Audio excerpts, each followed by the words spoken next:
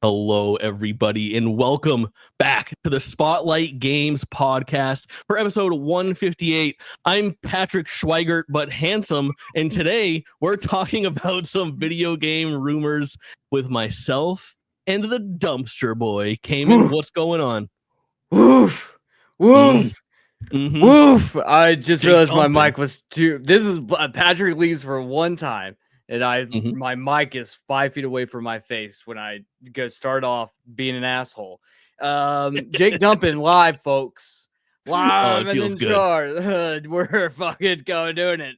What yeah. are we talking about? Let's see, Jake. You aren't Patrick. Nope.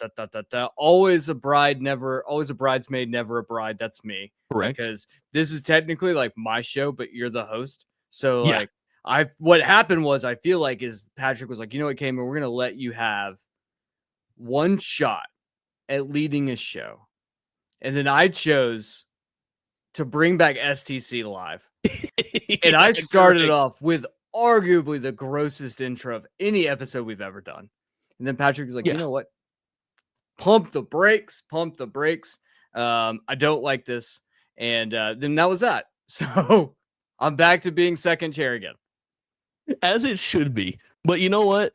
It's nice being here with you because we've talked about this moment for a long time. This is the first time that it's just you and I sitting here. So let's do a little bit of housekeeping before I read. Oh, should I just read Patrick's thing? He'll love it if I read it. All right, I'll read Patrick's thing and then I'll give you guys my interpretation.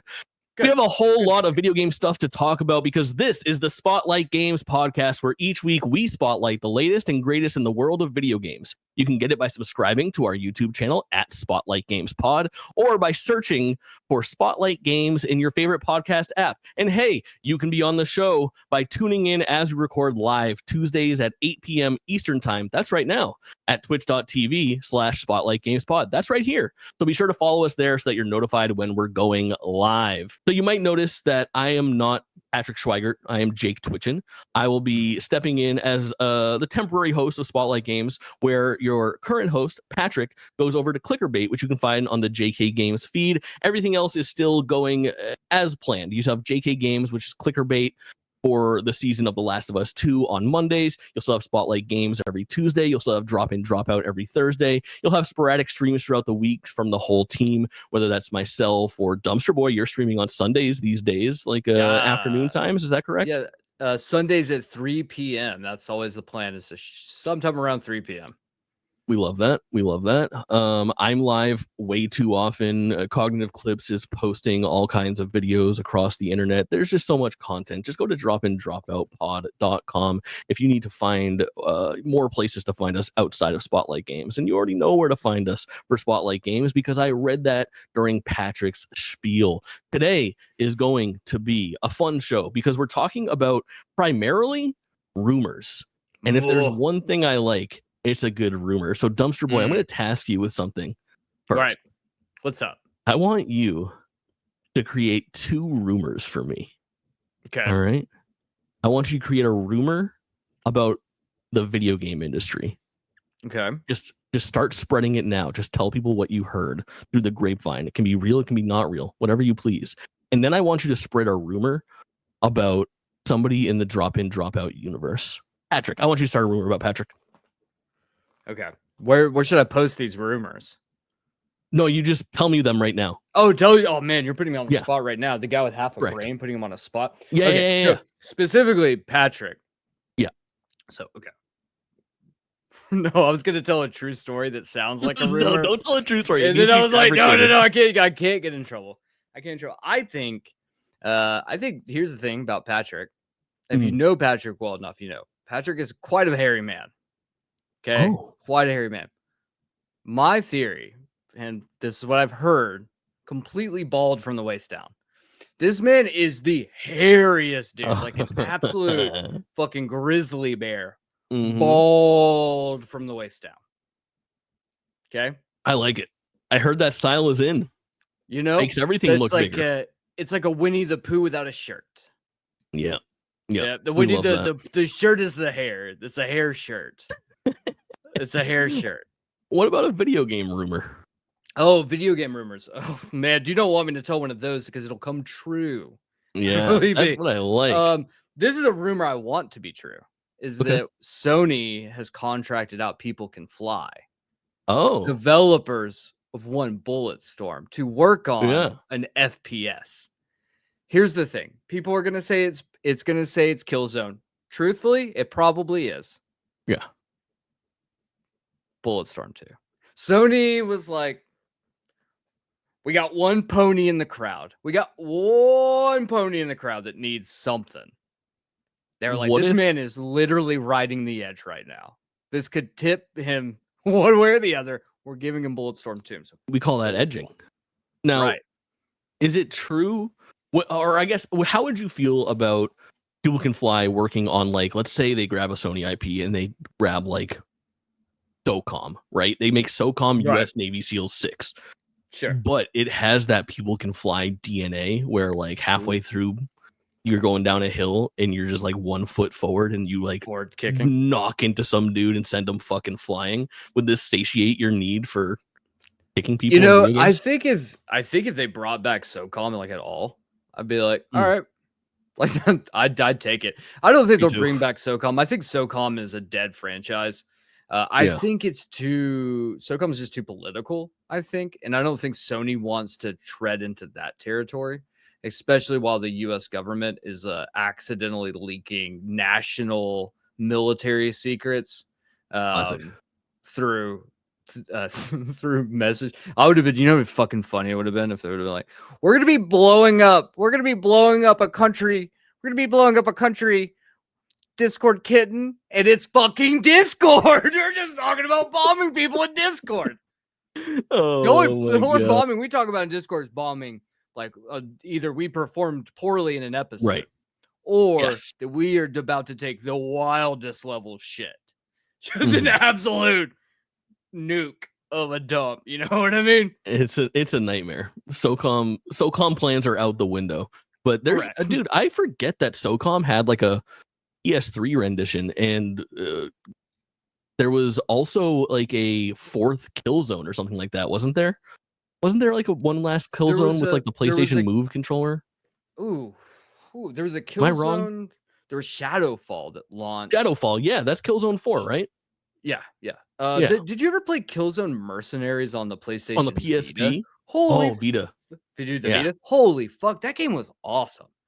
Yeah, I agree. I'd arguably Dude, say that at this point, it might be the best handheld FPS game.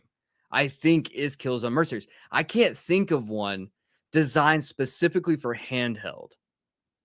for first person, like, I can't think of something better. I'm like, okay, there was that one Metroid game that was like partly in first person. You remember that sucks. one?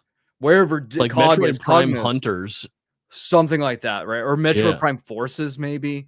Federation Force. Federation. I think that might have been Cog somewhere in the chat. Fucking he's screaming right now. And if he's not in the chat, a high-pitched ringing in his ear just started going off, and he's like, someone's misinforming about Samus. Okay, so Noah Seed92 says Siphon Filter Omega Strain clears. This isn't close. What are you smoking? I'm smoking a lot of different things. Thank you very much. Tony Bend mentioned. Right. Where's Maury in the chat? Because you're a perfect co-host here. You're transitioning us into like what we're playing very elegantly. Because I was about to say, I am currently playing Daxter on PSP, and I can't help but feel like we are missing such a great facet of like what Sony brought to the table over the last like couple decades in their portable games. Like they were making high quality stuff for PSP and PlayStation Vita. Daxter is so impressive as a PSP game when it was internally like Sony developed or Sony published stuff. Like they had a commitment to quality for that system that was unreal. Oh, for sure. Unbelievable. I wish we were playing on PlayStation Vita 3s right now. Dude, PlayStation, the Twisted Metal that was released on PlayStation, the PSP was arguably probably the best Twisted Metal game. Oh, and it was just for PSP and such a perfect game to put on there. And that's what I'm like. This is where I'm torn on this, and I don't think we'll ever get it again. But like, I definitely don't think we're ever gonna get like that level of like handheld specific game. Even if Sony releases a handheld that's not the Portal, like they're going to, we all know they're going to, because the Portal fucking rips and it sold really well and the demand's there. But I don't think Sony's ever going to be like, make a game for this. It's always going to be things that just you play on it. So that I think that outside of Nintendo, but Nintendo, I wouldn't even say the Switch is designed now for like, you're going to play this in handheld. But maybe some games are specifically, but like, I think the big titles, none of them outside of like Mario Party really designed for that. Well, maybe I'm wrong. Snipper clips. Remember you're definitely right. And I think one of the things that we're really missing the most in this world is the fact that like we used to just have these multiple platforms to develop for that were different, and you would get these like same games released in different ways as well. So if they weren't games that were made specifically to a handheld console, you would have these like multi-platform releases. Like think of like, I don't know, what's a good, like Madagascar 2 the game or something like that, where it would come out on like PlayStation 2, GameCube, and Xbox, but then there was a different upgraded version that had like a completely different level design for the Xbox 360. But then also there was like a PSP version and a DS version and a Game Boy Advance version, where it was just like there were literally 5 different versions of Madagascar 2 of differing qualities that I think added so much to the, it can't be efficient, but we are moving very rapidly towards everything is just made for like the nebulous cross platform, and you can play it at different levels of like visual fidelity and efficiency. And I think like the Xbox Series S and X are the first like really good example of that, where we're getting games that play on both but at different levels. And I think we're going to end up in a world where like the PlayStation 6 and 7 are probably the exact same platform. They just, you know, one outperforms the other. It's like, oh, you're still running the PlayStation 6? How's that thing running? I do think that's a good point you make up. One, I think that maybe the downfall of the video game industry, I always say it's AA games. Like the lack of AA games is the downfall of the video game industry. But maybe we can even go a step further and say like the not having Madagascar 2 on 17 different consoles is where it actually started. Once we got rid of that, everything just turned to shit because you didn't have that mid-tier, your grandmother's going to pick this up for you. So you're like isolating and boxing yourself into like one just extreme priced out option. Now we have indie games, but I don't feel like there's that like mid-tier that can support like, okay, for instance, we always look at like, okay, well, there's 8 big AAA games coming out this year. But we don't really look at the fact that like, yes, there's 8 big AAA games coming out this year, but what are you playing in between that? Sure. Like there's nothing that's like sustaining you. And there's nothing even more importantly that's sustaining studios, because the dev cycle is so long. They're not making really any money during these 7 years. Right. And the answer really is hopefully those games have a free to play element, and those microtransactions are keeping them afloat. So, you know, and then, and I think so. Maybe that's it. Maybe like that's where things really sucked, because you had studios like, I want to say like Monolith Software released a couple weird like licensed games as like side shit, but that's what like, companies used to do that. Like you can look up some of the weirdest games on weirdest consoles are developed by teams that are like, how the fuck you were in like an award-winning studio and you were putting out a monster truck jams. What the fuck? Sure. It's tough too. Like I think like the market for those games have shrunk as well, because gone are the days of like grandma bought you this like gingerbread man Wii game off of the shelf, because the kids know that grandma doesn't know what the fuck to get, so they just ask for like V-Bucks or Nintendo eShop credit and then make their own decisions. And I feel like we're losing the market for that. But it's just a sad world. I was listening to something recently where they were talking about the downfall of like PopCap games, and people were talking about their affinity for Plants vs. Zombies 1, which, by the way, rumors abound of a remake, remaster, re-release. Oh, God, give it to me. But they talked about how Plants vs. Zombies 2, for all intents and purposes, for everybody in the video game industry, looks at that game and go, what a drastic misstep. You know, that was a free-to-play iPhone version of a game that was monetized to the heavens and just basically unfun. And most people look at it as a failure, except internally at EA. I think the number is so staggering. It's like Plants vs. Zombies 2 was like 900 times more profitable than Plants vs. Zombies 1. Like, that's the world that we're living in, unfortunately. But I have brought us so off topic. Patrick would be having a fucking conniption right now if he was hosting. Good. He needs to have a kid. Look, he's not here. I think we work best when we're outside of our element. Sometimes I think the outside of the element is when we're just putting together it's just a messy mess, you know? I like that. I like that. Let's keep it messy. You want to see what I got today? Yeah, I want to see it. I got the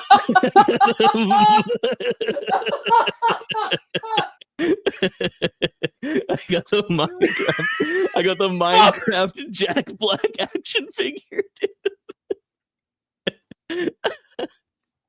So sick. I'm not gonna lie, I wasn't expecting that. And I'm still not gonna lie. You're gonna be flying home to Maine with that in your bag, right? And like when you go through TSA and the dude's gonna pick that up and just look at you, he knows you're not gonna give that to a kid. He knows you're taking that home with you. Yeah. And he's just gonna feel sad. Sad for the state of the world. This is your world. I'm going home. I'm spending $30 on Plants vs. Zombies 2, and I'm bringing my Jack Black Minecraft action figure home with me.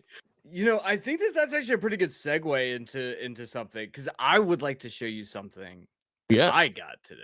Show and tell, baby. Ready for this? I'm so hyped. Yeah. I'm so hyped. He just, audio listeners, he just turned his, oh my God. He just turned his hat backwards and took off his sweatshirt, revealing the Richard t-shirt. What an absolute icon. For those who don't know, my beloved cat, Richard, who I haven't seen in 3 months because I've been down in Florida, has a t-shirt that's made like a 90s mixtape that was on my website last month. And orders have begun to ship. I want Noah. I want Noah in the chat. I want you to know that I saw your message asking me if I got my shirt, that you had received yours, and I didn't have the heart. I didn't want to ruin the surprise, so I couldn't say anything. I just had to let it ride, and that really hurt me because I was like, I really want to say yes, I got my shirt, but I wanted to surprise Jake. I've been sitting here this whole time. Yeah, we talked for 20 minutes before the show. Right. Yeah. I have been keeping this secret in this entire time. Didn't let on once. This shirt's super comfortable. Fits wonderfully. It looks insanely good. Yeah, it looks fantastic. And it looks fantastic. The print is great. I can't wait to wear it in public. There's going to be so many people are going to be like, who the fuck is Richard? I'm like, don't you know? And then walk off. Don't you know? So good. Listen, I can think of no better honor to do Richard or the Richard shirt than for you to jump into a dumpster dive for me wearing that thing. What you got going on? I'm going to honor Richard. I'm going to bring one out. I got 3 I'm going to touch on, but I want to briefly touch on this first one called, if you were in I don't know if we were talking about the Nubby stream or if it was in the Terror at Oakhart stream, but I was talking about a game I was looking forward to playing called Wait Right Here. Or I think it's like Wait Right Here. Hold on. Let me look this up. I want to get this right. I should fucking know this since I literally was just playing it before I walked downstairs. Yeah, but you play like 14 games a week and most of them are like 2 hours long. That's actually quite accurate. I feel like the fact that we can keep up with what we've been playing because we do play so much random shit. Okay, it's called fuck, I did it again. This is also the thing. While we wait here. Okay. While we wait here. I'm going to blow your guys' minds on this one. I haven't played enough of it, but what I can tell you is this game's fucking good. This game's fucking good. That's what I can tell you. I haven't beaten it, but let me tell you, this game's fucking good. What kind of game is it? It is a cafe simulator. Ooh. Also, it is a horror game that is genuinely fucking scary. And I'm not talking about the what was the game, Bappy's Burger Time, or I was gonna play that on a stream at some point. I'm gonna play it because I do have a copy of it, the burger game. It's a horror game, but you work in like a McDonald's. This is like a think of Coffee Talks mechanics of like putting together food orders, but then like narrative is happening around you, and then you're inhabiting characters while they're living out something, and it's terrifying.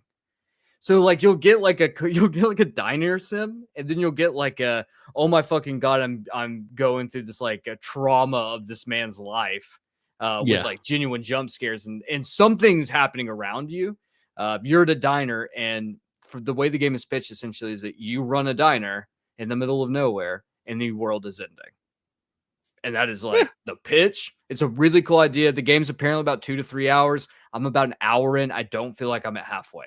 So I do think it might be closer to the 3 hour mark. What I can tell you is right now, I picked it up for like $2.99 on PlayStation. Apparently, it's got an easy platinum. So definitely something to think about. Very much looking forward to it. Check that game out. Second game I want to bring up. This one I haven't.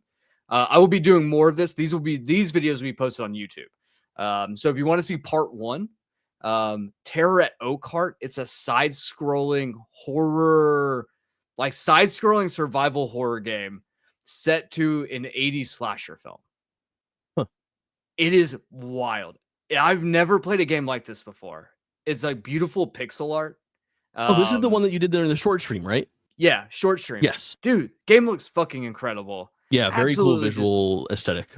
Yeah, beautiful visuals, beautiful the soundtrack, like that perfect like digital 80s horror soundtrack from a video game. Really cool. I'm going to be picking that up and actually doing more maybe not streams, but I'm going to do, because it's about 3 hours long. I'm going to play through it and post the rest of my playthrough on YouTube. Part 1's up right now, so if you want to check out part 1, that's there. I might go back and I'll have like a full dumpster dive review out on socials for while we wait here. That'll be up. I'll have one up again for Terror at Oakhart when I'm done with that. But one that I do have a review up for, and there is a full playthrough, almost 2 hours long on YouTube. And the game that I really want to talk about, Jake, Nubby's Number Factory. Yeah, this is a wild one. This game is a roguelike pachinko game. It is absolutely one of the most fucking bizarre things you'll ever play. It is designed in like Microsoft Paint with like word art. And it is, I would say, arguably, this is like Balatro meets Vampire Survivors. Yeah. Just ASMR scratching the itch on your brain. I could just have sat there just clicking the fucking button, firing Nubby off, just continuing to just shoot that little fucker into the abyss. You can get like special power-ups. So like the whole goal is you're like, it's a pachinko game, but your goal is to try to knock out a series of numbers to make bigger numbers. And you have like, it's like, oh, you need to knock out these pegs that as it bounces around, they'll start disappearing. But each has like a numerical value that will add up. And your goal is 10. So it's like, okay, there's a bunch of 2s on the board. And every time you hit them, it'll pop. But you'll be able to get like that point. But then you start adding in like really high numbers, like in like the 150,000 range. Yep. And all of the pegs are like really high numbers that are just flying around. But then you have like flamethrower that'll do like damage across the board, or things that'll trigger random effects if it does a certain damage at a certain time. So there's like this crazy strategy involved where you just want pregnancy tests and you want meat. Just a lot of pregnancy tests and a lot of meat. And I know that means nothing. I know that means absolutely nothing. And when I tell you that if you get some asbestos, if you get some asbestos in this, not only you're going to be popping off, but you're going to be clearing house. And when you start, you start sounding like a fucking madman, Jake. Yeah. You're playing the game and you're like, I got to get my meat. I got to get my amoeba. If I don't get my fucking amoeba leveled up and I don't get my house of cheese, then we're not fucking making it past round 50, okay? We're not making it past round. The sun is going to explode if we don't make it. And it's just like, I sound like I should be locked up in a hospital. There's a full stream of me having this like realization that I'm losing my mind. Absolute absurdity. Yeah, definitely recommend playing it. It was, I think, $3.99 nice. On Steam. That one's on Steam. Yep. Both the last two are on Steam. The Terror at Oakhart, I think I got for $2, like $1.99. All of these games that I've mentioned so far today, I've got under $5. Here's the, and Grandma slips you $10. You can have all 10 of these, all 5 of these, all 3 of these. Yeah. Stop. Okay, Numbers are here's the easy. thing. Jake, I'm gonna throw a little teaser if you don't mind. Yeah. Little teaser. Yeah. So here in the Tease chat me. later, I'll drop this in Discord later after the episode's done. You guys can see. But the dumpster dives has a mascot, Jake. Uh-huh. We have a mascot. His name's Dookie the Diver. And you're probably thinking, Cayman, why would you call your mascot Dookie? He's named after acclaimed trash cinema star, Dookie Flyswatter. If you don't know who Dookie Flyswatter is, go Google Dookie Flyswatter. He's really fucking funny. And there's so much lore about Dookie Flyswatter that it's insane. But the Dookie is named after him. And Love it. the slogan is keep video games weird. Yeah. And I gotta say, the 3 games I just mentioned are like prime examples. So when we're talking about like how grandma's like not buying you Speed Racer on the Wii, which honestly was a pretty good racer. Not that bad. We should stream some Speed Racer. Yeah, it was a pretty good racer. She's not buying you that. And you're like, Grandma, I want my V-Bucks. Yeah. I want to be able to do the Dougie in Fortnite with Mr. Beast and a fucking toilet with a face on it. Don't do that. Go get some good video games. What if we want to do both? You know, I don't like it. I really think you should not. I'm gonna stand by like for corporate. You know, I can't say that because we're starting to get sponsors now, so I probably have to be really careful about what I say. All right, then I'll screw any future endeavors for us right now. Perfect. Don't give those mega corporations your money. There's like some random dude who lives in another country. It's just him in his basement, and he's just made the weirdest fucking game you'll ever play. Give him $2. Give that man $2 so he can eat. Give that man $2. Does that have playable Sabrina Carpenter in it? If not, use code JakeTwitchin at checkout on the Epic Game Store. When you buy your V-Bucks, you fucking get your battle pass. Oh, all right. Let me tell you about what I've been playing because I've got 2. Actually, what a transition. Let's talk about the game that I was sponsored for last. Shout out to THQ Nordic review code provided by them. I got early access to Wreckfest 2. Any experience with the first Wreckfest? Yes, I was so jealous that you were playing that, and I was watching you live, specifically where you made your chat bet on whether or not you could score a dunk, and you fucking could not. And all of the chat was like, yeah, we should have fucking known. Yeah, dude, it is really, really impressive. That game is, so this is a pre-release early access. I think the game is $30 retail. It might be on sale right now. I'm not sure if it's still on sale for like 20% off. Price will go up as it gets more fully featured. I didn't know this before, but do you know that the original Wreckfest was in early access for a really long time? Really? Yeah, I had no idea. I didn't know that Wreckfest was like that big of a deal. But you know what? It apparently was. It's Bugbear Entertainment, and it was in early access for like 5 years. See, that's insane because it's like I played it on console, so like it was 5 years on PC just existing before it even made it to console. It got a successful Kickstarter campaign as the spiritual successor to Flat Out. And it was known when it was in early access, it was sold on Steam as Next Car Game was the name of it for a long time. And then it was known as Wreckfest when it got its full retail release. And then Coal Mines in chat says it was a day 1 PS Plus drop, which I didn't realize. But you know, did you ever play, was it Flat Out or was it, I think it was Flat Out, right? Where there was like you would shoot your fucker at a wall. It is Flat Out. Let his ass fucking It is so sick. Yeah, it man, is that game so sick. Ruled.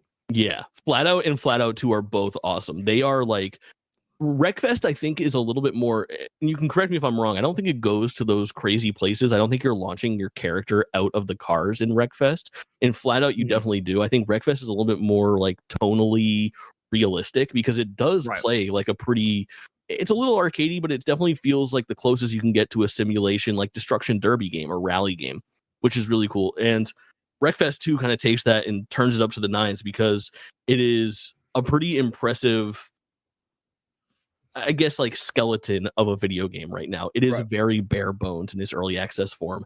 There are only 3 tracks and then 1 bonus track, which is like kind of like the large white open world that has like a bunch of loops and hoops and contraptions to mess around with your car with.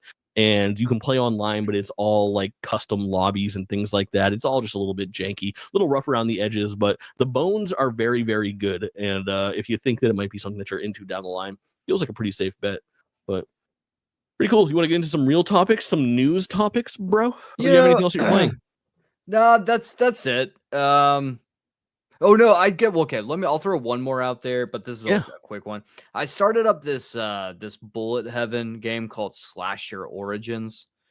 And if you know anything about me, you know that I will literally play and devour any Bullet Heaven. Not this one. Not this one. Why? Hitboxes specifically. What I found is that in a Bullet Heaven, much like a Bullet Hell, hitboxes are crucial because you have to be really nimble on the fly.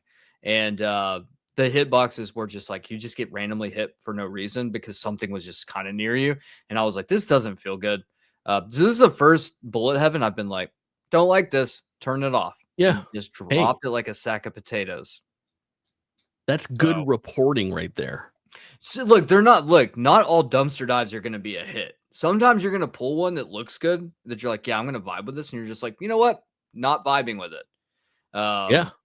Yeah. So I now know what a bullet. Yes, it's Bullet Heaven's fucking rule. And I'll put it out in the chat.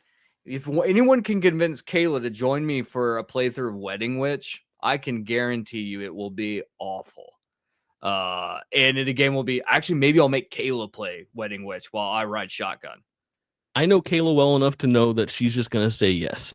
Oh, yep. Kayla Gray 6 there she is. She said, I'm in. Yeah. We'll figure it out. We'll set. Hey, don't worry, Kayla. That's the right attitude for a dumpster dive. Right. All right. You just got to dive in, right?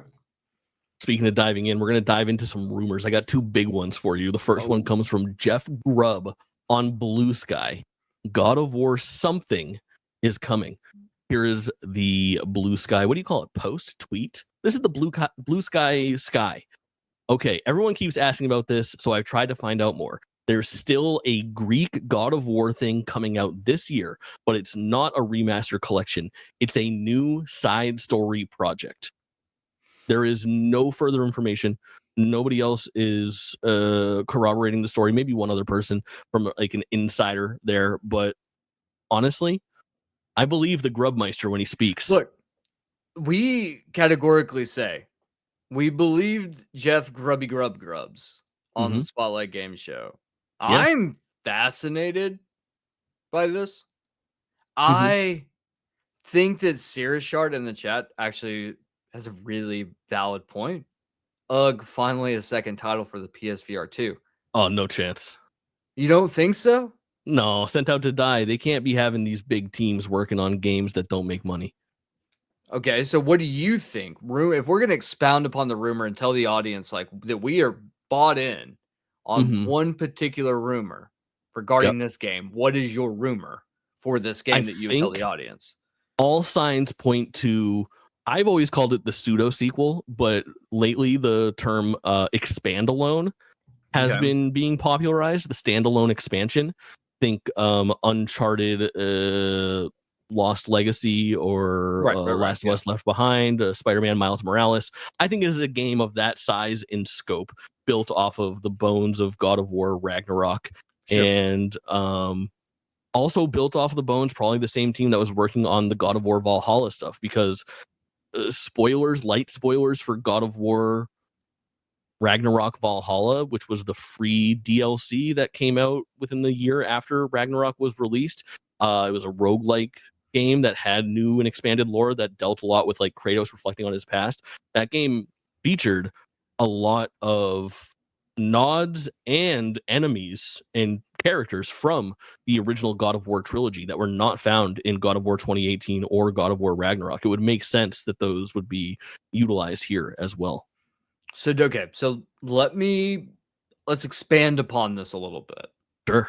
So let's say we're building a rumor, Jake, we're building a rumor. Base of the rumor, there's going to be a new standalone God of War property of some degree, side story, dropping this year.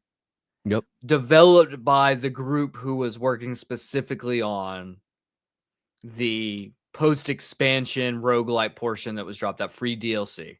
So it was that maybe team. some combination of that. No, Someone at Sony Santa Monica. Okay, so that's a combination. Look, we gotta buy in. This is a rumor, Jake.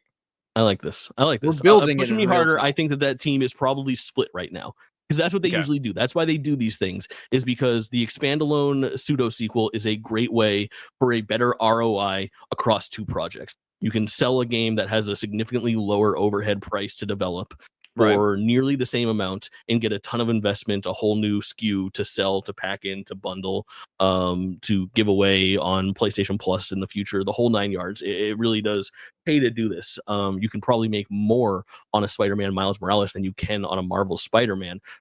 That might be because of the property being paid out to Marvel, but with God of War, I would think the same could be said here. So my guess is that it's all but confirmed that Sony Santa Monica and Cory Barlog are working on brand new IP, perhaps a sci-fi game that's been rumored for quite a while. But I think that probably the entire Valhalla team, and then maybe more that were working alongside them, are likely working on this project.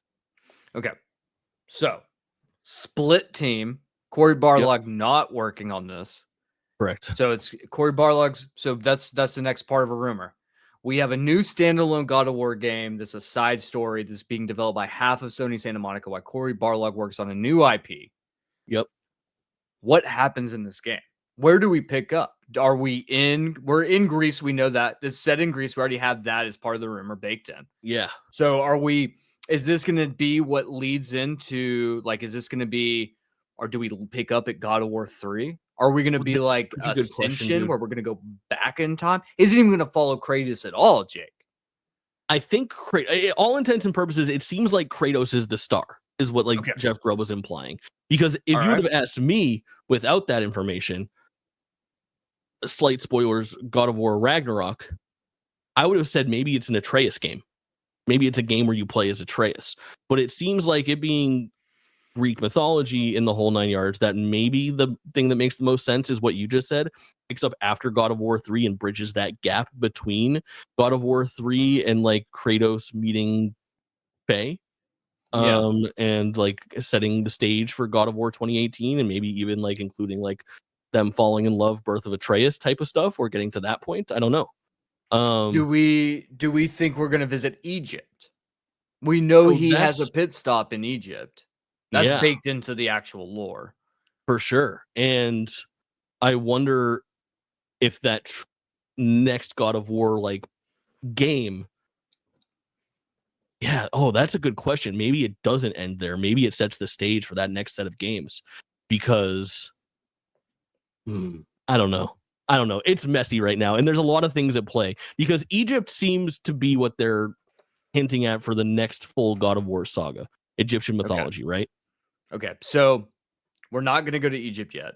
What we think is going to take place immediately after 3, following Kratos, not in Egypt. Yep. So I'm going to throw one last piece to round this rumor off. Is it going to play like Ragnarok, or is it going to play like God of War 3? Or is it a new blend of the two? I think it plays just like Ragnarok. Okay. But I think that the big highlight when they have the reveal trailer of this will be, it is a more like ferocious Kratos, where like Kratos in 2018 is still like ripping skulls and mashing people's faces in and whatnot, and brutalizing people, but he's not just like picking dudes up and ripping them in half all the time with their guts spilling out all over him. I think we'll see something in that like trailer that is like, oh, this is the old badass fucking angry Kratos. Okay. Which I think will question. Be cool. I'm gonna throw in one more. This is gonna be my part I'll add. You ready for this? Do you know what's gonna be like the piece it opens this up? Tell me. It's just gonna be like, you're gonna see like post-apocalyptic wasteland, right? Because remember, everything's fucked at the end of God of War 3. And then you just see the Nemean Cestus gauntlet fucking crash to the ground, And then Kratos, dude, if you fucking drop the Nemean Cestus baby, immediately, just bazooka blowing over Ooh. here, if you know what I'm talking about. What if they do all the way up to like bridging that gap to God of War 2018 and the inverse spoilers for God of War 2018? Now, I am so sorry about being fast and loose with these spoilers, but come on, play these games. They're hot tickets. It's been out forever. What if, I know, what if halfway through the game you start off with the Blades of Chaos and halfway through the game you get your axe? Huh? Well, doesn't Kratos' wife like make him the axe out of like a tree from her homeland? Yeah. Like that's what's imbued with magic. So I don't know if we'd be able to get it if we don't go to Egypt. Shit. Wait, is she from Egypt? No, she's in fucking this Norse mythology. No, fuck. Oh, dude. yeah. Look, Patrick showed up in the chat. I got all sorts of discombobulated because I'm looking at him. Don't tell Patrick what's been happening so far. It's not good. Patrick, you're gonna have to do a little bit of editing. It's gonna be fine. You're gonna have to do a little bit of editing, and then Kayla, you're gonna have to do a little bit of making sure we don't get sued for what I'm gonna say next, which is perfect. Everybody, I heard down from the grapevine that there is going to be a God of War game coming out this year, set in Greece, starring Kratos as the main. It will pick up immediately after the end of God of War 3. Kratos is going to be absolute rampage mode. It's going to play just like Ragnarok. It'll be a smaller adventure, though. And our first teaser trailer moment is the Nemean Cestus gauntlet crashing to the ground as Kratos then like steps on screen. That's what we're hearing. That's what you can't look. It's all rumors. This is the rumor episode. It is speculation, but that's, what we might have heard. Yep. We have that rumor. We have the people can fly rumor. We have the hairless from the waist down Patrick rumor. Everything is happening here. Yeah. Let's talk about one last rumor. What do you say? One last rumor. I love it, Jake. Rumblings this week. When I say rumblings, listen. A single blue sky tweet from Jeff Grubb. Great. We probably believe it. Right. When the whole fucking video game industry starts posting winky faces under Nintendo tweets and liking each other's stuff and reposting things and posting Reddit threads about a possible Nintendo Direct in the next 48 hours, I start thinking maybe this isn't quite a rumor. I think this might be happening. We're going to find out real soon. What do you make of this? There is obviously the elephant in the room is that literally a week from today, okay, maybe it's a week from tomorrow, we will have the lid blown off of the Nintendo Switch 2. But in the meantime, can they squeeze in a Nintendo Direct? I don't think so. I'm so glad you said it. I was about to tell you say no, and then let me try to convince you. No, I really don't know if you have to, but I do want to, just for sake of entertainment purposes, have you convince me. Now that's a showman right there. This guy gets content. All right. So the first reason that I would say we should have a Nintendo Direct focused on, of course, the original Nintendo Switch is all of these little rumors and winks and comments from insiders. Everyone seems to be in. The second one is, about Nintendo's fiscal year?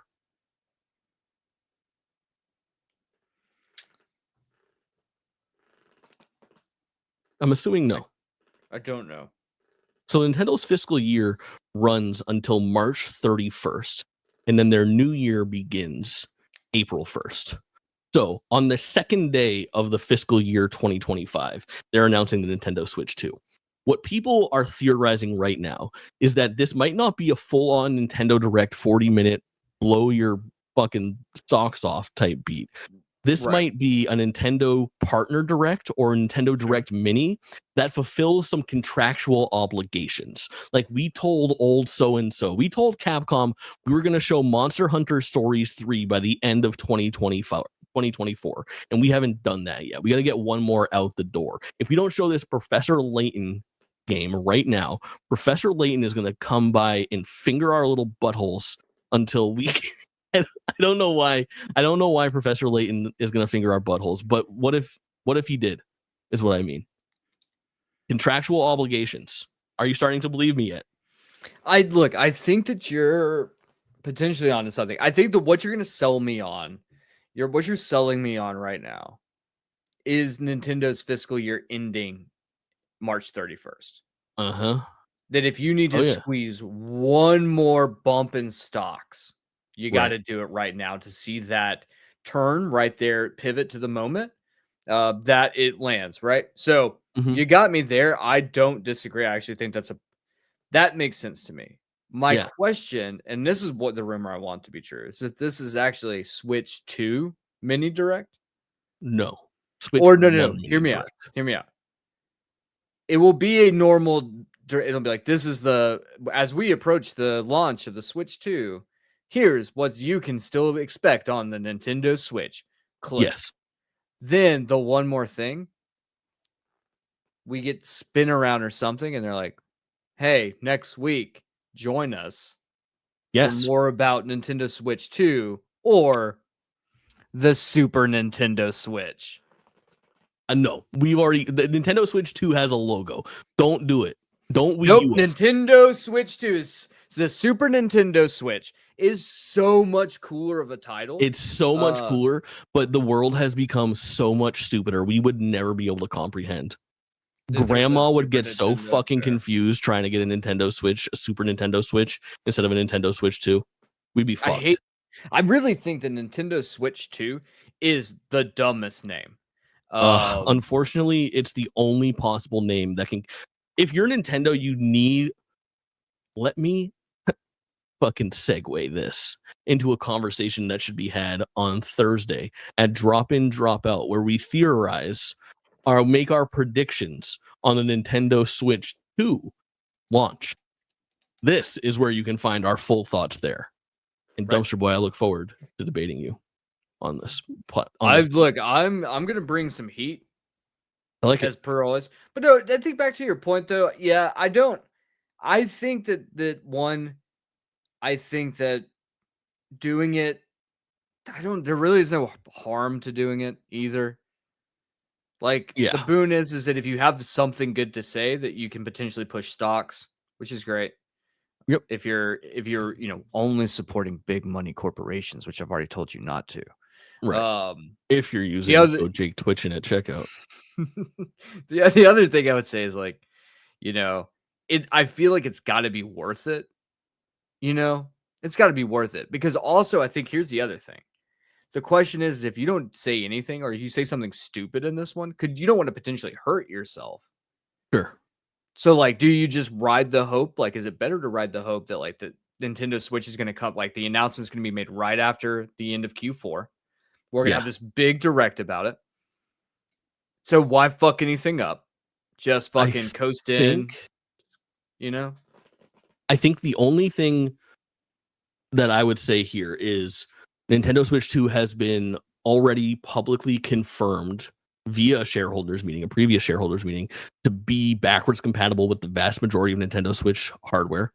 So there could be, if there is something that is cross-generational or something like that, look forward to hearing more about this on April 2nd at our Nintendo Switch 2 event. And I think that there is no one more thing. The one more thing is join us next week for the Nintendo Switch 2 reveal. Right. We'll have blee blee blah and da da do. So I think all of that will come into play.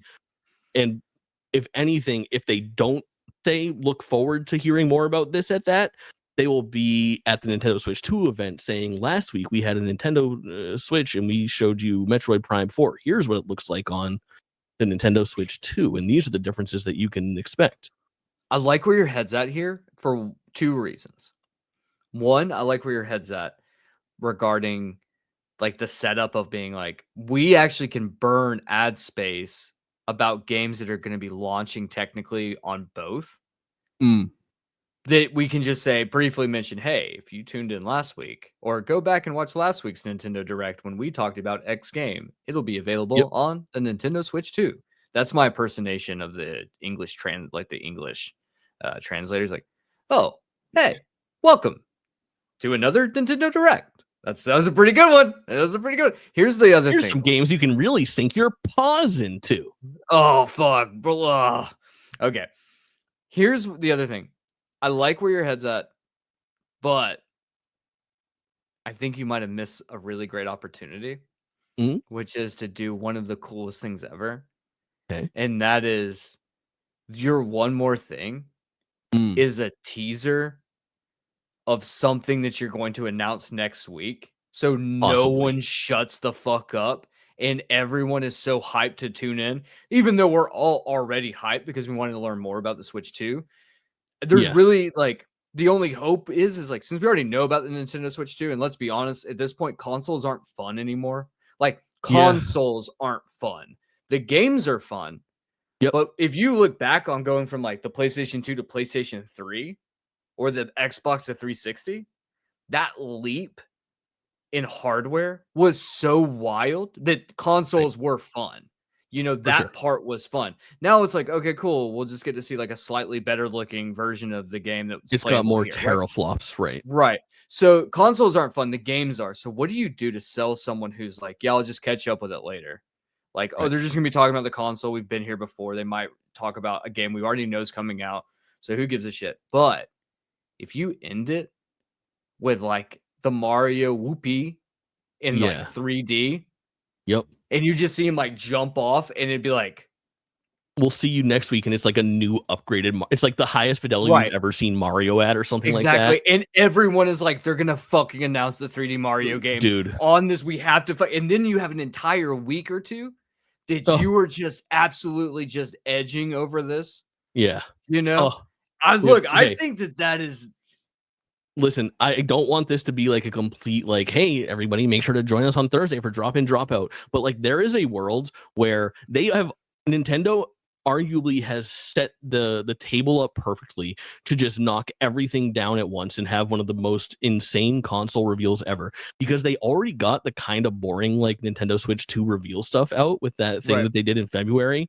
And they are so primed with their internal studios and their IP that I feel like they want this thing to succeed so well and ride the Switch's high into the Switch 2 that they're going to go software first in such a big way. Like, there is a world where we are going to get, like, in a week and a half, we will live in a world where they have announced a brand new 3D Mario game, a new Donkey Kong game, a new Zelda game, a new Kirby game, a new fucking Fire Emblem game, a new, like, everything. Smash Brothers is back. Mario Kart is back. Like, Kid Icarus is being remade. Like, I think they're going to go fucking crazy, and we're going to have this idea of video games coming from Nintendo that is so bonkers bananas that none of us can fucking believe it. But we'll talk about So that speculation real soon. here Go ahead. here's the thing I think is a good point though, is that like Nintendo could set themselves up for like when Marvel was like, and here's the slate of phase 1 or phase 2, and it's like ho, it's banger after banger after banger after banger. Like Right. Nintendo has that, and they could potentially set it up like that. But I think that if you really want to get it, you gotta do something on this episode or like this direct if you do one. What you because Mm-hmm. then I think you have to you have almost I feel like you might have to because you also don't want to burn expectations too by being like, oh yeah, we're gonna do one more, but like, yeah, it's a mini director, so but still tune in for it. But people are gonna be like, yeah, I've already been here. Like, if you're not giving me something to be like, we just did this for the end of the thing, and like, you really do. I feel like if you're going to do this, you have to set up the next direct on this episode, on this direct, like you Yeah. have to. You can't like be like, oh yeah, and that's it, because someone might go, oh, that was the Nintendo Direct for this coming out, and then just completely bypass as well. I think you do. I think you have to lean into it. I'm with you. I think that'll be the case. But I think that is good for our rumor mill. Unless you want to start one more rumor. Nah, well, I think we've came up with some pretty good rumors. My rumor is that at the end of the Direct, that will Yep. happen, Right. is we're gonna get this big fucking tease for something we'll see gameplay wise on the Yeah. actual Switch 2 Direct. That's my rumor. I was hoping you would say let's do a couple more rumors because let's do a couple more rumors. We got time. Fucking checklist wise, some stuff that is circulated over the past couple of years for the actual Nintendo Switch and not the fucking Nintendo Switch 2 that are still yet to be shown or announced or get a release date. Fire Emblem 4 fucking remake, Planet Robobot remake, the Kirby game, where them fucking Zelda ports, Metroid Prime 2 and 3, release date for Metroid Prime 4. There is reason for Nintendo to show first-party Nintendo Switch games. Right now, the upcoming Nintendo Switch slate for first-party games is empty. Xenoblade Chronicles Definitive Edition or X Definitive Edition just came out. There is no future games that you can use your Nintendo Switch game vouchers on. And this is not a console that is going to cease development in existence in a week. You know what I mean? Like this is the what will become the best-selling video game console of all time. It's second only to the PlayStation 2 by a few million units right now. And in fact, as of saying this out loud, it hasn't been reported on, but I would say that there's probably a world where when they report their 2024 fiscal year, it becomes the best-selling console of all time. I mean, this thing is going to be supported for another 5 years of video games, if I were to guess. Yeah. Cross generation. And there's no reason to there's also no reason to stop production of the Switch. No, they won't. Like keep pumping those. They might even put out a fucking Nintendo Switch Mini for $99 or something like that. Would be a very Nintendo thing to do. If they put out a Nintendo Switch Mini, I would for $99, dude. I'd fucking keep one at my desk. So while we're doing episodes of Dido, and I've just got time to kill while someone's talking about The Last of Us for the bajillionth time, and I've got like, well, shit, I got 5 minutes to over here. Just fucking 5 minutes while you talk about the fucking Joel and Ellie. You know, I'm over here just fucking catching ghosts. Cayman and I over here on our fucking Nintendo Switch Minis during the Last of Us Part 3 trailer reaction stream. Here's the thing. I'm going to out myself. Here's the thing. One of the greatest parts about having a brain disease, specifically one that requires you to wear sunglasses because of like light sensitivity. So not all the time can people see what you're looking at. Right. So there's so many times we're just sitting here during the STC episode. I don't know if you knew this. I was watching Mortal Kombat the entire time. Just had it up, was watching it the entire time while we were talking. Yeah. I could be you shut your eyes at all ever? During these, sometimes I'll close my eyes if the light gets too bad, but never like that. You know? Yeah. I'm gonna start closing my eyes too, but not wearing sunglasses. No, but there are times like when we're monologuing in our our production meetings. There's 1000% times where I'm like editing clips, like POV, while we're talking, being like, Patrick, yeah, well, I've already heard this here. Patrick's somewhere listening to this, being like, I'm fucking killing this guy later. Yeah, Patrick's over here being like, well, actually, it's a story about revenge. If you think about what Ellie has. You think about what Ellie's been through, and I just kind of casually like drift off and close my eyes and start leaning back. That is, then he like bounces back. He rebounds when you think he's like, oh, you think he's caught on. He's like, but let me also tell you, some speculate that The Last of Us Part 2 is all about forgiveness. Let me tell you why. Once Lev enters the story, you'll find. And when he does that, he magically like comes back and he's wearing the Steve Jobs black turtleneck. Yeah, we're like, whoa, when did you change clothing? He starts talking like Mark Cerny. He's like, hi. Now on this episode of The Last of Us, Mark Cerny's voice is so fucking wild. Clicker Bates, Mondays at 9:30 Eastern Time, Drop In, Drop Out Network, twitch.tv/@JakeDumpin. Neither of us will be there. But it's a good show. I watched the whole thing. I actually was there. All right. Let's talk about the news spotlight, as you call it around here. I've got 6 headlines here that I want to run by you. Let's get you some quick thoughts. Run by me. Lego Pokemon sets coming in 2026. Hear me out. Don't give a shit. Nope, wrong.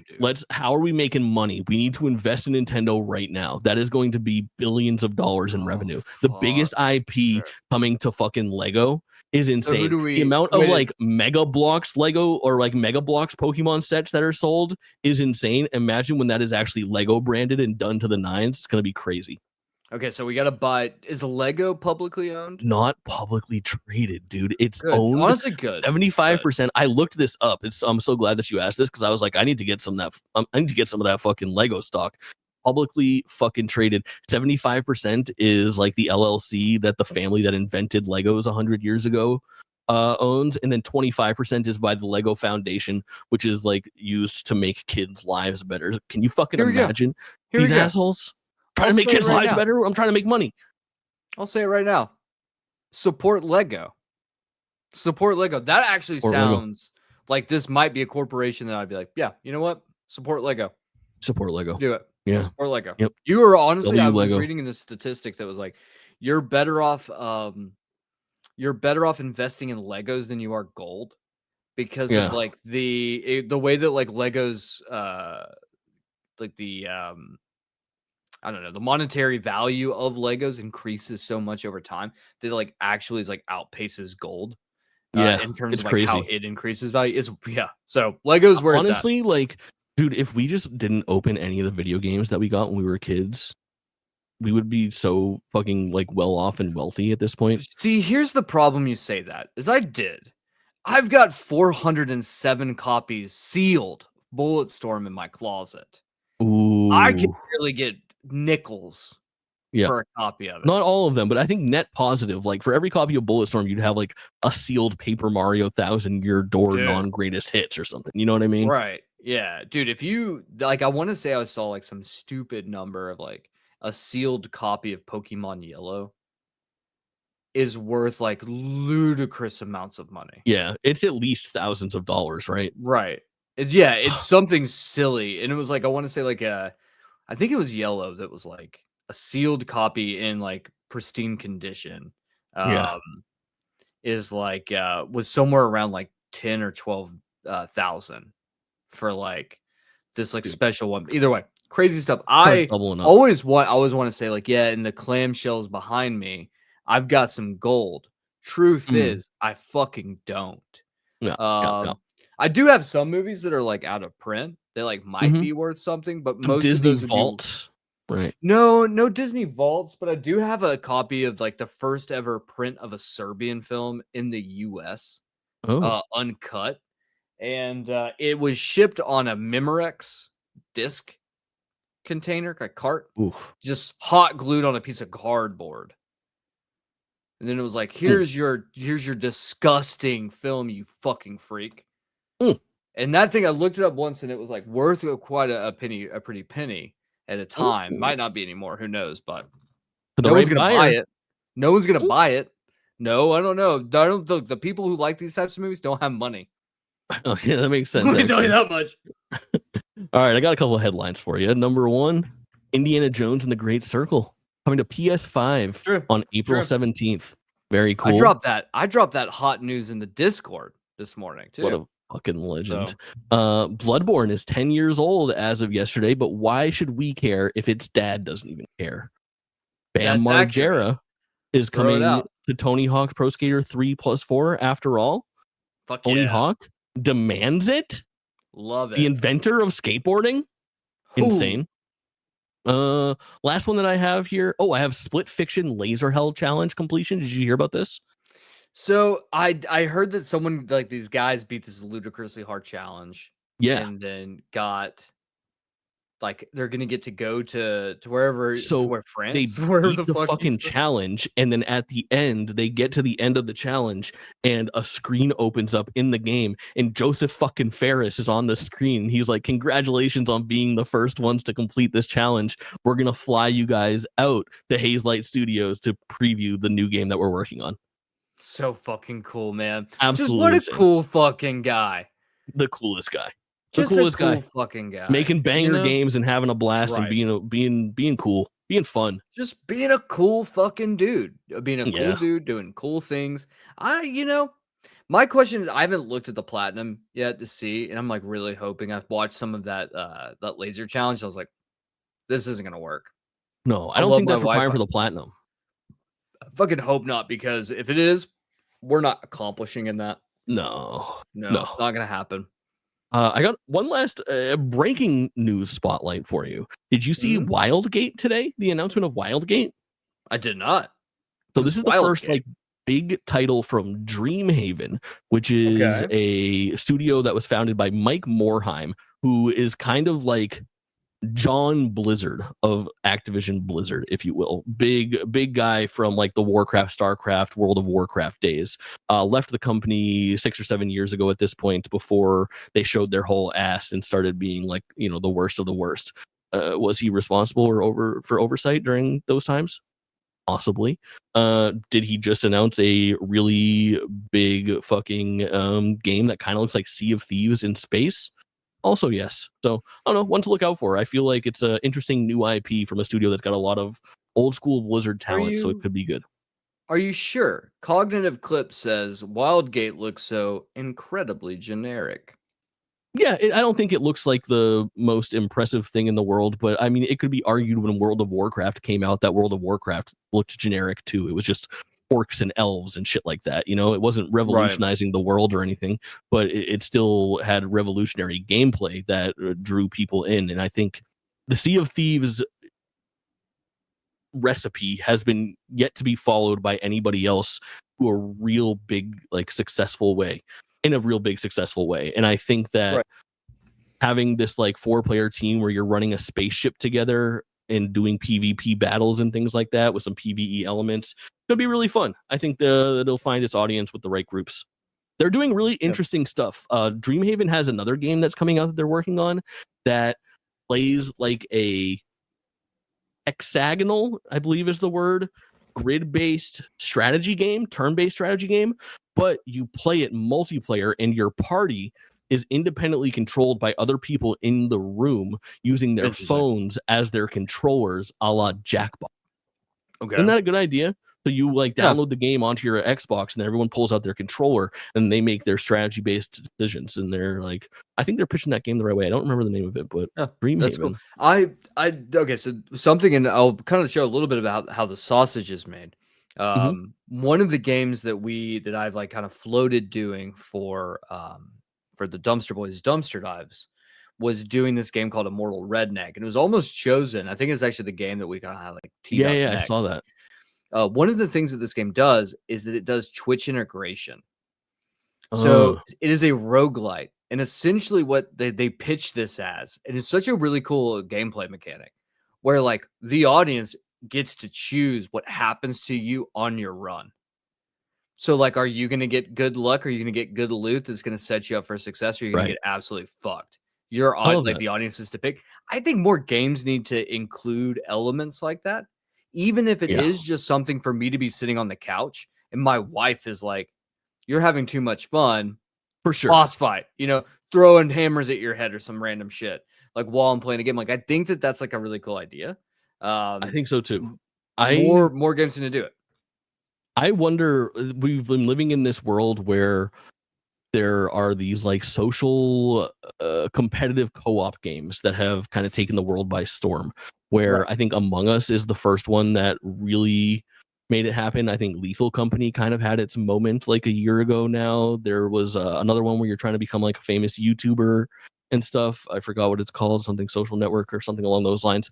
And I think those are having their time in the sun. But I think that this next move is this Jackbox way of doing things where everyone participates, but they don't have to bring much to the party. And it feels tangible for anyone to get into, because if they're playing on their own phone, they feel like they can, you know, have enough know-how to make this happen. The game that I'm trying to remember the name of is called Sunderfolk, and it comes out in a month. Also published by Dreamhaven, but developed by Secret Door. Comes out April 23rd. Depending on how that game plays out, that might be a really fun one to do on Spotlight or drop in, drop out as like a crew. I don't know if we all need to be in the same room or if a Discord call would do, but think about a world where like we are on a co-op campaign on like a hexagonal board making strategy decisions, but we all have independent control of our characters. Like, hey man, if you move 2 units to the right, I can go 3 units to the left and hit him with my arrow before you hit him with your axe, and then you carry that out on your phone, and chat and everybody sees the full map, the full scope of everything. That's such a fascinating. I love, and I think this is a big thing, is I love when games do something different. Yes. Don't get me wrong, I love a good narrative driven over the shoulder action game with a huge budget. But like a la Bulletstorm. A la Bulletstorm. I want more, however, weird games that do something different, because I think, not like to go off tangent right at the end of the episode, but like I feel like the audiences deserve to be treated with respect. And I think for too long, we've just been giving them the same shit over and over again, just repackaged with different haircuts.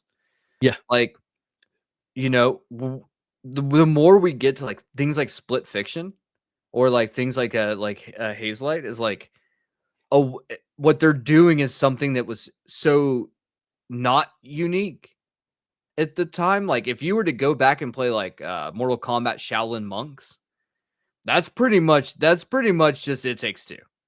To a certain point.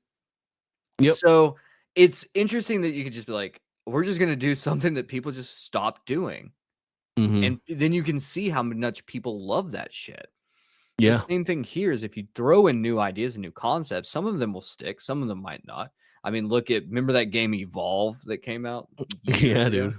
They tried to do something fun, awful game, but they tried. So the asymmetric multiplayer game. Right. Not always going to hit. But then you look at some shit like, PUBG is like absolutely dominates the market with this weird concept. It completely reshaped how video games were made, probably are still being made. Just saying, we could end up in a world, Jake, where we end up seeing like wild ass something we're talking about right now, like Twitch integration becoming like in 10 years, that being the thing that people are like, I'm so tired of Twitch integration. Yeah, right. Like we're at a moment, I feel like we're at a moment where we are at the precipice that like we're on the break of the next big movement in games. We just don't, there's so many moving parts. We just don't know what it's going to be yet. Maybe we'll have an idea by the end of the year.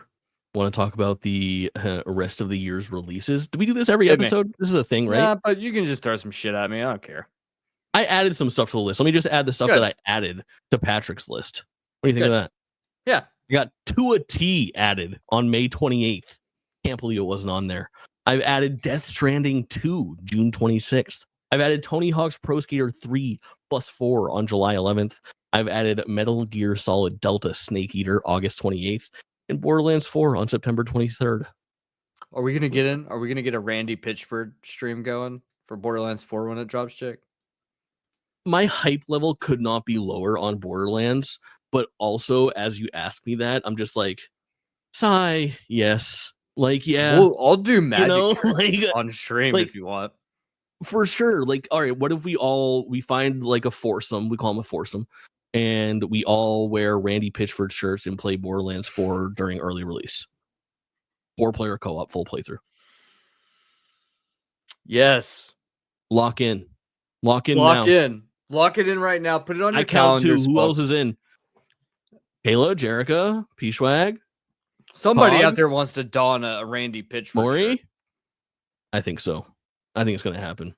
Hey, man, what an episode. What am I forgetting to do anything? Probably. Yeah. Outro. Outro. Says here, outro. What's the outro? Yeah.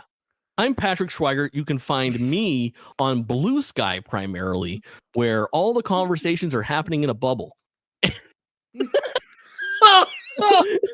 I don't know why I decided to take a dig at Blue Sky. I'm sorry. It's really great. It's a good alternative to the hellscape that is Twitter. That is accurate. Outro. You are at the Dumpster Boy, correct? Yes. You can follow me at the Dumpster Boy on all socials. I'll be releasing stuff. I don't have. Here's the thing. You'll find something fun. I'll never tell you when things are going to be coming out, because there's just I'll dump 7 things on one day and just not post again for a week. Is it working? Yeah. No. Am I going to stop doing it that way? No. Do I care? Sometimes. Hey, if you want to, if you want to make me look, if you want to watch me look like a complete dumb fucking idiot, then I would say tune in every Sunday at 3 p.m. Eastern time, where I do my dumpster dives, where you can actually come and we do let the Discord gets to vote a lot on what I play. Mm-hmm. So the hope is that this Sunday will be a special stream, but I fucked some stuff up, so we might not have it. Sure. It'll be fine. We'll see. Yeah. No worries. I'm Jake twitching on all platforms, but now I don't care to do an outro because instead I want to make a bet with you. And I don't even know if this is the right place. I don't even know if this is the right place to do it. All right. Oh, yeah. Sure. I want to secure a Save Trash Cinema episode. Okay. All right. But here are the terms. Hit me. We're going to come up with a number, a Rotten Tomatoes number for an upcoming movie. And you're going to choose the over or the under. Okay. And if you are correct with your over or under, we don't have to do the episode. But if you're wrong, you're forced to do this episode with me. I'm sitting here. I'm perplexed. Why would I not choose to do an episode? Like, because the movie isn't bad. Oh. So I want to give it like what would you say the number is on like a Rotten Tomato meter of like a bad movie? Okay, just throw a movie at me. Well, I'm going to throw a number at you. Oh, you want me to tell you if the movie? So here's my theory. Here's what I want to do. Yeah, the concept is God, the Minecraft movie. You know what? I'll make a deal with you. A deal. I'll double down on this bet. I don't know how to necessarily double down to make the Minecraft movie worse, but I think I can throw something out there that'll make your life a little worse. Ooh. Okay. If I'm correct on the over or under, you have to watch You Bull's House of the Dead for an episode. No, dude. No. Polite decline. Why are you declining, you coward? Okay. Because it's not Minecrafty enough. Here's how we do it. Okay, I got it. Producer JT is here. Okay. Producer JT is here. All right, we'll just do this like by general vibe. We're not going to do it by a number score or something like that. Let me just put the stakes up and you can agree yes or no. Okay. If the Minecraft reviews, if the vibe of the Minecraft movie on social networks when it comes out on April 4th, this stream brought to you by, I'm just kidding. If it's bad, we do an episode of Save Trash Cinema on it. Okay. If it's good, if it's like generally good or mixed, if it doesn't seem like it's going to be trash, if it's actually like a pretty good movie, then we do a Save Trash Cinema based on some Minecraft YouTube movie that some person made. It has to exist. Minecraft is so popular. We'll find like an hour-long Minecraft movie. Okay. What if we scrap the doing a second? If the movie sucks. Okay. Movie sucks, we'll just do we'll do an STC episode over it. Right. If the movie's good. Yep. You have to play Bulletstorm live on stream for a special Dido stream. Put her there. Put her there, dude. Wait, I should probably do the other hand. Hold on. Do both hands. Oh. All right, very good stuff. Cayman, thanks for riding with me. Fuck you. Spotlight Games. Absolute legend. Great doing some JakeDumpin content. What do you say we do this again sometime soon? Yeah, I think we kind of have to, don't we? Yeah, I think we do. Shout out to everybody in the chat that hung out today. I saw that Ryan hooked us up with a sub. P Schwag resubbed, even though he's been in and out. I have seen so many familiar names like Noah and Coal Mines. We had Cirrus, we had Kayla, we had JK Games, we had Cognitive Clips, we had Rabbit. Absolute Legends, High Score Weekly, too many more that I forgot. You can find us all at Spotlight Games Pod on Twitch if you're listening to this after the fact. We are live Tuesdays around 8 p.m. Eastern Time. And if you want to listen to this on a podcast app and you're watching this on YouTube after the fact, then you can just search Spotlight Games in your favorite podcast app to find us there. Now, we are going to wave at the camera while I click end stream. Thank you all so much. Goodbye.